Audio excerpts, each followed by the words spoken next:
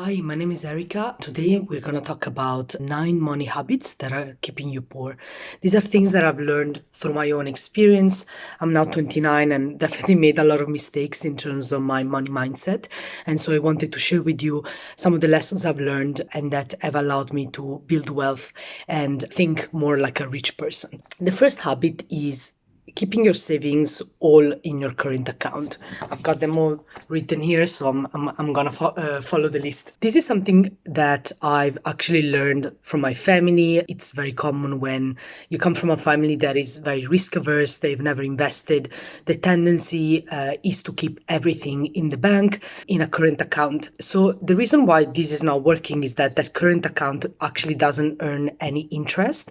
In some countries, for example, Italy or Belgium here in Europe, you actually have to pay to keep money in that current account. So there are actually quite high fees, maintenance fees that you need to pay for the bank. So not only you're not earning anything, but you're also paying to keep the money there. Eventually, when you compare that with the rate of inflation, which right now is actually really high in this period of time, then you're actually losing a lot of money. So most people think that if they keep them in the bank, the money doesn't change. So yeah, I'm not losing anything. But when you factor in the costs of potentially keeping that money in the bank, then you factor in the opportunity cost of lost interest or return that you would have if you put it in a different type of products, whether it's a savings account or investment account. And you also factor in the fact that yes, that money is staying the same, but because inflation and so the prices of everything else is increasing, that money can buy less things as we go along in the future. So you're actually losing that money because your purchasing power is diminishing. The next habit that is keeping you poor is losing track of subscriptions. I know so many people that have so many subscriptions that they're not even using, whether it's your gym subscriptions, whether it's Netflix or Amazon Prime, Disney Plus, etc., whether it's subscription to apps that they used once as a free trial and then forgot to delete. All of these things sum up and they can even amount to 100, 200 pounds a month. Definitely keep making sure that you periodically review all your subscriptions and you know exactly what you're paying for is a good way to cut these costs that come every single month and you're not even realizing that you have. The next habit is not investing your money. So this links to the first one.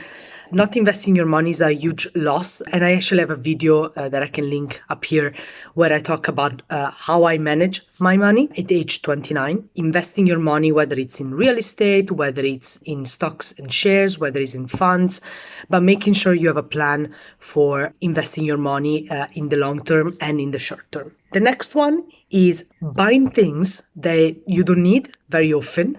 And then also declutter very often to get rid of these things. We live in an era, I think, where decluttering is seen as a very positive thing, which is, making sure you live a minimalist life and making sure you have clear spaces and a clear desk. And this is all great. I try and do the same. I think the problem we live in is that we're still consumerist, but we also want to be minimalist. So we are actually buying a lot of things and then getting rid of them very fast so that in total we don't have a lot of things, but like we're consistently in this cycle of buying and getting rid of things, buying and getting rid of things. This is not great. And it's also wasting a lot of money. What I have learned is every time I want to buy something, making sure that I absolutely need it.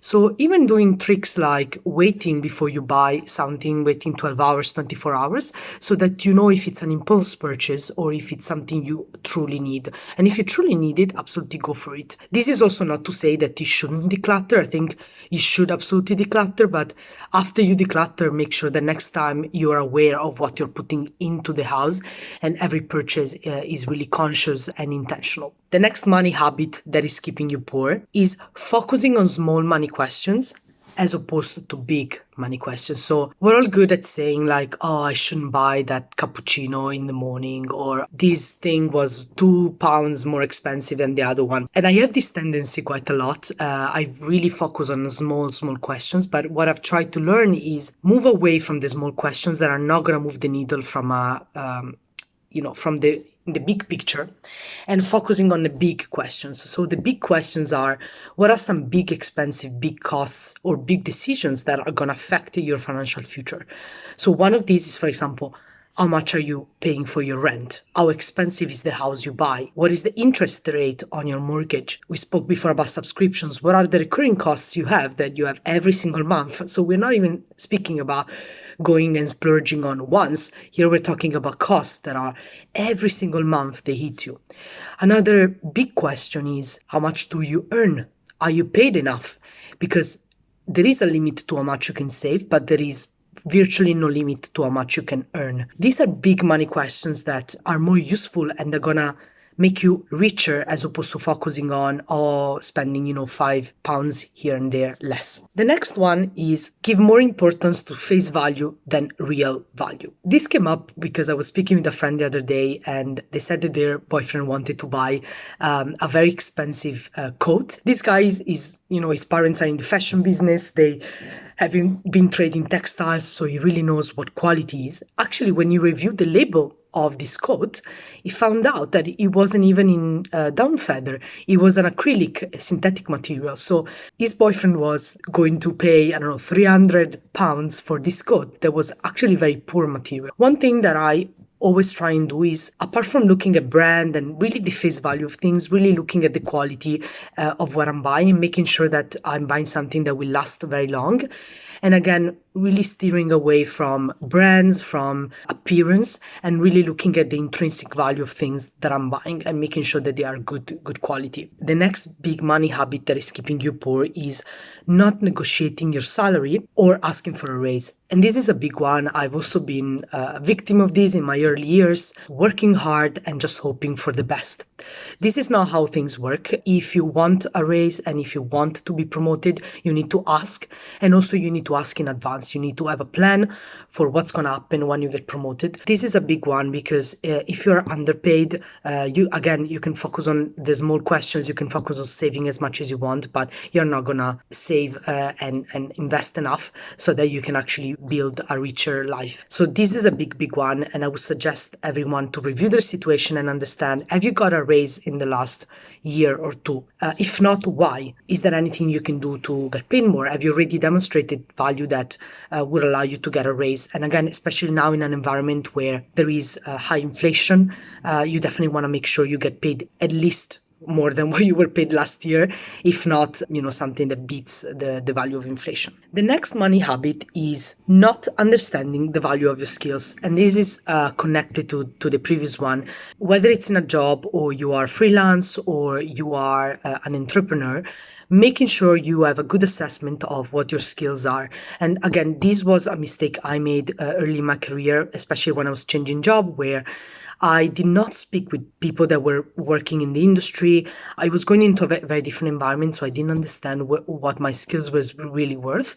And this meant being underpaid for at least a year before realizing where I was in my career. Highly suggest understanding and speaking with people that are already doing it, doing market research, but really try and put a price tag to your skills and understand if you are being paid enough for the work that you do. The last money habit that is keeping you poor is focusing on individual cost as opposed to total cost. And this is a really big one. Let's say you need to buy a new fridge. You may look at websites, you may look at different shops and find one that maybe it's, £30 less than the other one. And you may think it's a great bargain. But what if this is in a shop that is much further than the other one? And what if you need to use the car to get there?